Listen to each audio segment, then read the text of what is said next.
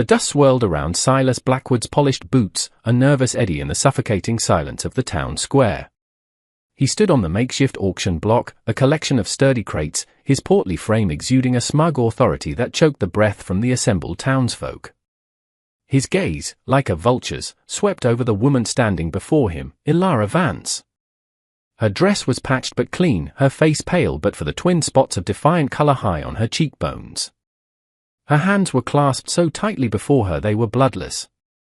Behind her, unseen but palpably present in her terror, were her two small children, shadowed by the threat of starvation and a future Blackwood was all too eager to dictate. The air was thick with shame, the gazes of the townsfolk mostly downcast, fixed on the ground as if solutions might sprout from the barren earth. They were a gallery of fear, their inaction a chorus to Blackwood's cruel overture. He was foreclosing on a debt her late husband had foolishly incurred, and Ilara was the final, most valuable collateral. Blackwood cleared his throat, a sound like gravel grinding. "Well now, Ilara," he began, his voice oozing a grotesque paternalism, "the good people of Redemption have heard the terms. Your meager possessions have barely covered the interest. Your land, such as it is now mine." He paused, letting his words hang, each one a hammer blow.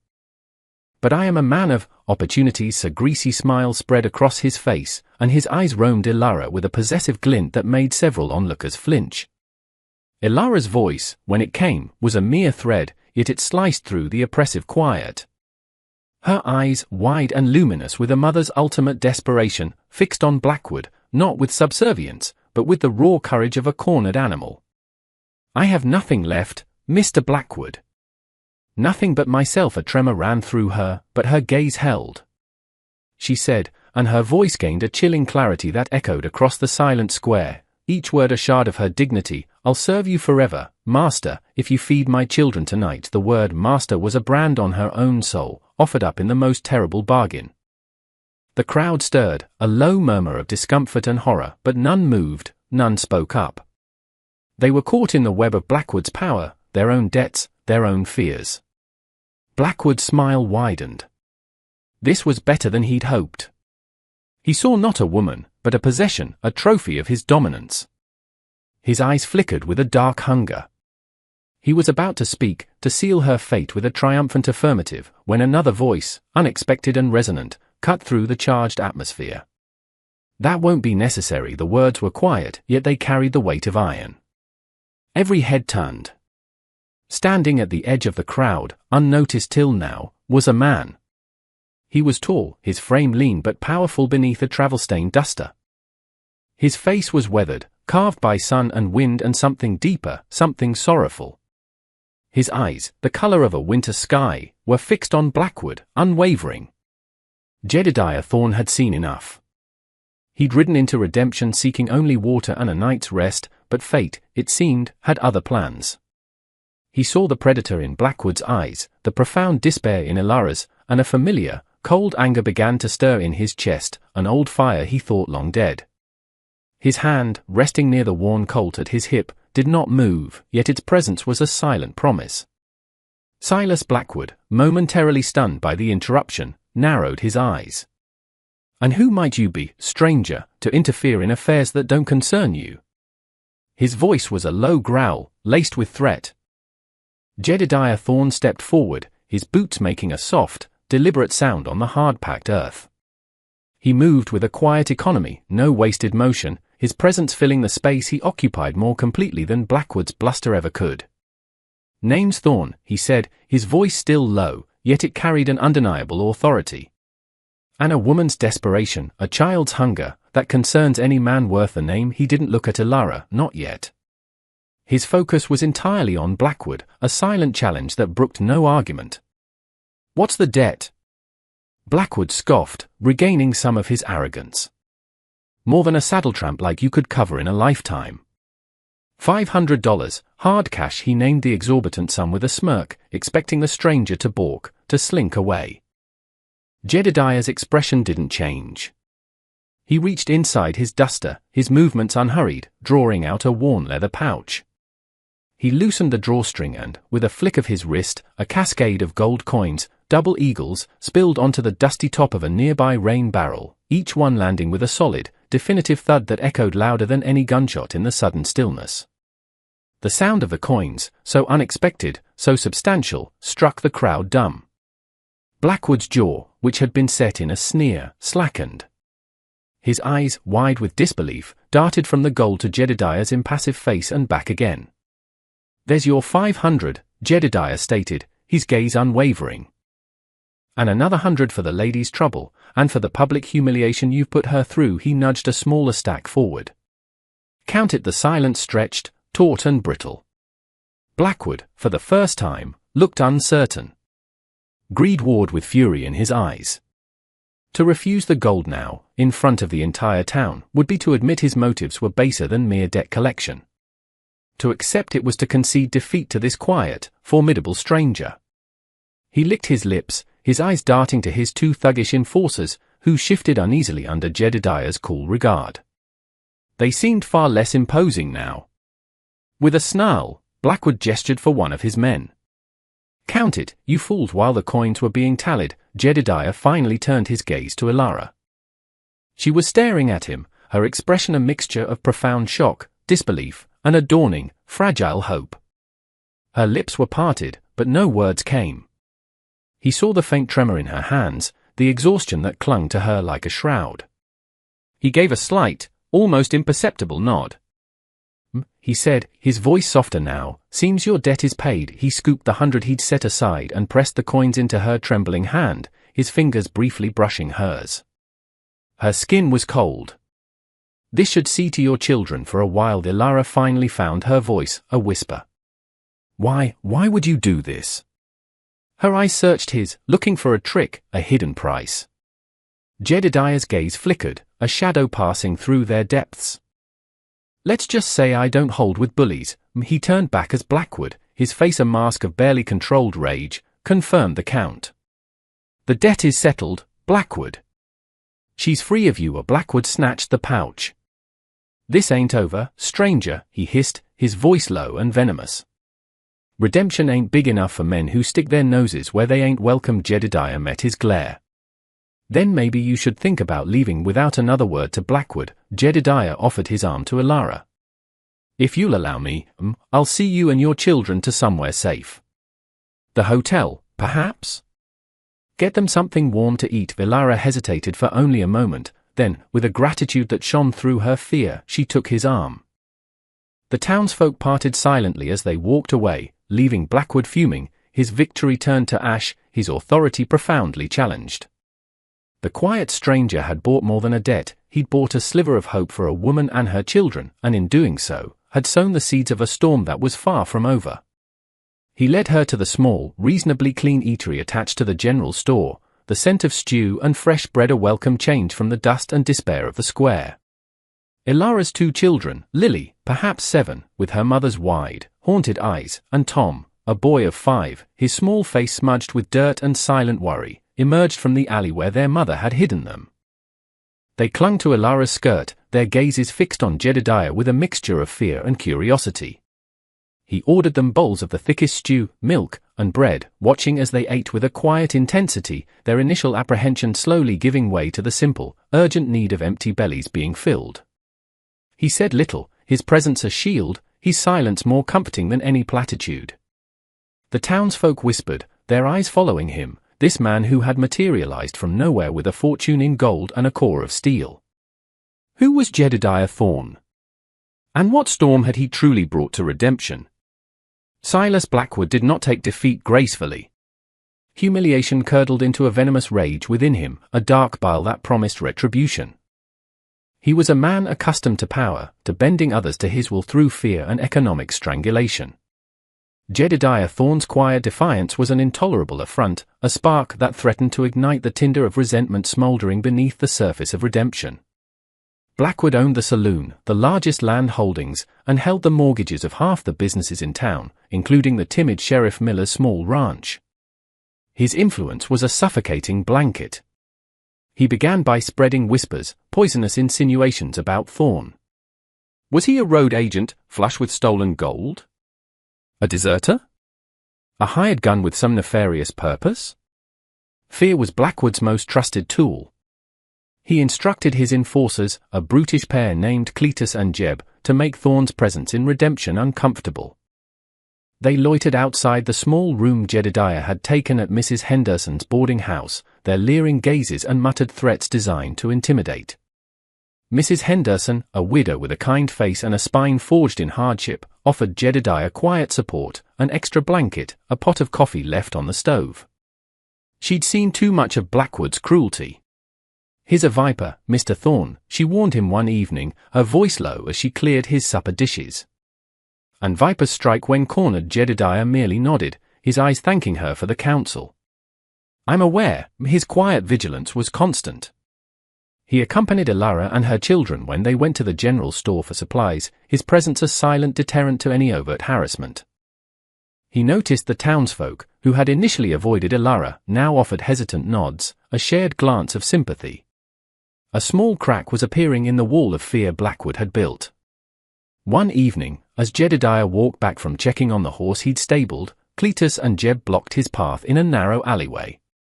The moon cast long, menacing shadows. "Mr. Blackwood wants a word with you, Thorn," Cletus sneered, cracking his knuckles.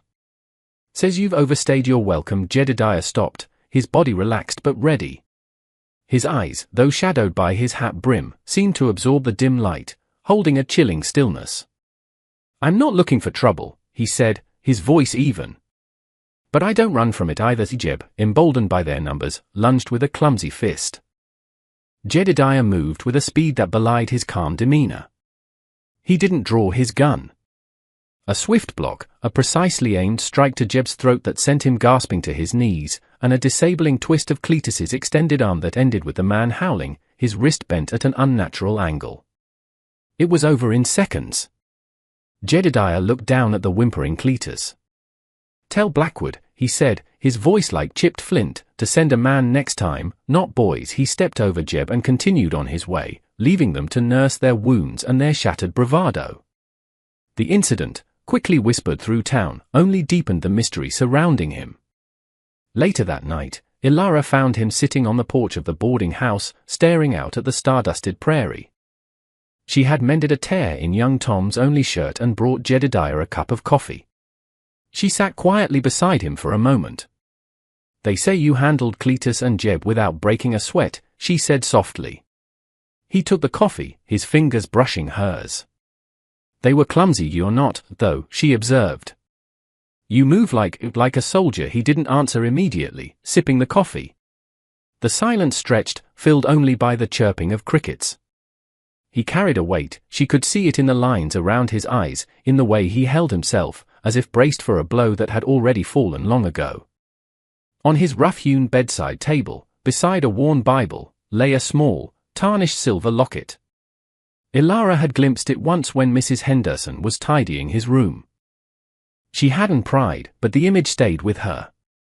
Finally, he spoke, his voice low, almost a whisper, not looking at her but at some distant point in the darkness. "I had a family once. A wife, Sarah, and 2 children.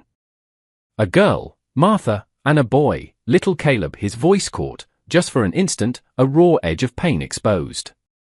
"Fever took them. Swept through our valley like a wildfire. There was a man, a charlatan, selling promises of a cure. Took our money, gave us nothing but false hope. By the time we knew better, it was too late." He paused, the silence heavy with unspoken grief. "I stood by. Watched them fade.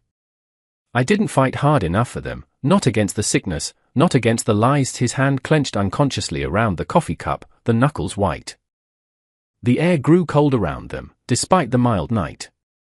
"I wasn't there to protect them when it mattered most. I see their faces." He trailed off, the admission hanging raw and exposed in the night air. Elara's heart ached for him. She saw it then, the source of his quiet strength, his fierce protectiveness. It wasn't just abstract morality, it was atonement. He was trying to silence the ghosts of his past by saving her and her children from a different kind of predator. "You couldn't have known," she whispered, her voice thick with empathy. "You can't blame yourself for a sickness." Jedediah finally turned to look at her, his eyes filled with a profound, weary sadness that mirrored her own past losses. Maybe not for the sickness, but for not seeing the wolf in sheep's clothing sooner. For not standing up when a stand needed to be taken. Some things a man carries. He looked away again, towards the vast, indifferent darkness. Blackwood, he said, his voice regaining its steel, is the same kind of wolf. Thinks he can prey on the weak, take what he wants. His wrong. Ilara reached out, her hand gently covering his. A simple touch, conveying understanding, shared sorrow, and a budding, fierce loyalty. You're not alone in this fight, Jedediah. He looked at her hand on his, then into her eyes, and for the first time, a flicker of something other than pain and vigilance warmed his gaze. It was the faintest stirring of connection, a shared burden making the load a fraction lighter. The storm Blackwood was brewing was indeed coming, but Jedediah Thorne would not face it alone, and this time, he was determined the outcome would be different. Blackwood's fury, already a potent force, escalated into a dangerous obsession. The public humiliation, the physical trouncing of his men, and now the growing, quiet admiration some townsfolk held for Thorne, it was all a corrosive acid eating away at his authority. He would not be undone by a drifter and a penniless widow. He decided that direct, overwhelming force was the only language Thorne would understand. He sent riders to his outlying ranches, summoning the roughest hands on his payroll, men whose loyalty was bought with liquor and blood money. Redemption was about to learn who truly held the reins. Word of Blackwood's preparation spread like wildfire through the anxious town. Sheriff Miller, a man whose badge was more ornament than authority, wrung his hands and pleaded with Jedediah to leave. His gatherin's a war party, Thorne. There's no standing against him. Take the woman and kids and ride out while you still can. It's for their sake. Jedediah listened patiently, his expression unreadable. And what about the next family Blackwood decides to ruin, Sheriff? Or the one after that, he asked quietly. Running only postpones the reckoning. A Miller flushed, shame warring with his fear. He had no answer. Jedediah knew the confrontation was inevitable. He wasn't a man to seek violence, but the peace he craved seemed perpetually out of reach, always demanding a price he was weary of paying, yet always willing to meet. He found Ilara by the small creek behind the boarding house, where Lily and Tom were trying to catch minnows with a piece of string and a bent pin.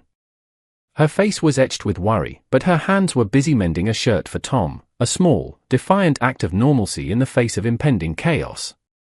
He's coming for us, isn't he? She asked, not looking up from her needlework. Her voice was steady. Jedediah nodded. Tonight, I reckon. Or first light. He watched the children for a moment, their innocent play a stark contrast to the darkness gathering. I want you to take the children, Ilara. Mrs. Henderson has a root cellar, sturdy and hidden. You'll be safe there. Ilara finally looked up, her eyes meeting his, clear and resolute. And you, Jedediah? Where will you be? I'll be where he expects me to be, he said simply. Drawing his fire. No, she said, a new strength in her voice. We faced him once for our lives. We won't hide while you fight our battle alone. This is our home, what little of it there is. These are our children. If Blackwood wants them, he has to come through both of us. Jedediah saw the fierce determination in her eyes, the resilience he had recognized from the start, now fully ignited. She was no longer just a victim, she was a woman defending her own. He felt a profound respect and a painful echo of the partner he had lost. It'll be dangerous, Ilara. Living under Blackwood's shadow is dangerous, she countered. At least this way, we fight for a chance at something better. As dusk began to bleed across the sky, painting the clouds in hues of orange and blood red, Blackwood and his dozen riders thundered into the north end of Redemption's main street. They were a grim procession, armed with rifles and a palpable air of menace. The townsfolk, who had gathered in nervous clusters, scattered, doors slamming, windows shuttering. The street emptied, leaving only the swirling dust and the oppressive silence. Jedediah stood in the middle of that street, a solitary figure near the horse trough in front of the silent general store. He wasn't hiding. He held a Winchester rifle, its barrel resting lightly in the crook of his arm. Ilara was not beside him, but he knew where she was. She had insisted on her own role, a role that played to her strengths, her knowledge of the town's back ways. Blackwood reined in his horse, his face a mask of triumphant malice. "Thorn! I knew you were too stupid to run. I'm here to reclaim what's mine, starting with the woman and her brats, and then I'm going to teach this town a lesson about respecting authority." His men fanned out, their rifles glinting in the fading light. "This is your last chance, Blackwood." Jedediah's voice was calm, carrying clearly in the stillness. "Ride out. Leave these people in peace." Blackwood laughed, a harsh, ugly sound. "Peace? There'll be peace when you're 6 feet under." He raised his hand, about to give the order to fire. In that instant, a lantern flared to life in the window of the abandoned smithy down the street. Then another in the bakery. And another in the dressmaker's shop. One by one, lights appeared, small acts of defiance. And then, figures. Mrs. Henderson, holding an old shotgun, stood on her porch. Mr. Abernathy, the usually timid storekeeper, appeared in his doorway, a hunting rifle in his hands. Even Sheriff Miller, his face pale but set, stepped out from his office, his Colt drawn. They weren't an army, but they were no longer a cowardly crowd. Elara, using her knowledge of the interconnected back rooms and alleys, had rallied them, appealing not to their courage, which was scarce, but to their decency, which had been buried. She had reminded them that Blackwood's tyranny affected them all, that Thorn was fighting for a principle they had forgotten. And as Blackwood's men hesitated, their eyes darting nervously at the unexpected resistance, however meager, Jedediah raised his Winchester. The first shot was not his. It came from the shadows near the livery, Elara, with an old but accurate squirrel rifle, clipping the hat from the head of Blackwood's closest man. The fight exploded. Gunfire erupted, shattering the twilight. Jedediah moved with deadly precision, taking cover, returning fire, his shots aimed to disable, not to kill, but with lethal intent if pressed. He was a whirlwind of controlled violence, a stark contrast to the panicked, wild firing of Blackwood's men, who were now caught in a crossfire, however sporadic. Elara, moving from window to window, her shots carefully placed, created chaos and confusion among Blackwood's ranks. The townsfolk, emboldened by Jedediah's stand and Elara's courage, added their own sporadic fire, mostly inaccurate but adding to the din and the sense that Blackwood was no longer facing one man, but a community, however fractured. Blackwood, enraged and desperate, spurred his horse forward, firing wildly at Jedediah. A bullet tore through Jedediah's left arm, spinning him, but he stayed on his feet, his jaw tight with pain. He brought his rifle up, sighting down the barrel at the charging tyrant. His shot was true. Blackwood cried out, clutching his shoulder, his pistol falling from his grasp as he slumped forward, then tumbled from his horse into the dust. His remaining men, seeing their leader fall and facing a town that had finally found its voice, lost their nerve. Some threw down their weapons, others turned and fled into the gathering darkness. The gunfire sputtered and died. Silence descended, heavy and ringing. Jedediah stood, breathing heavily, his arm bleeding freely, the Winchester still ready.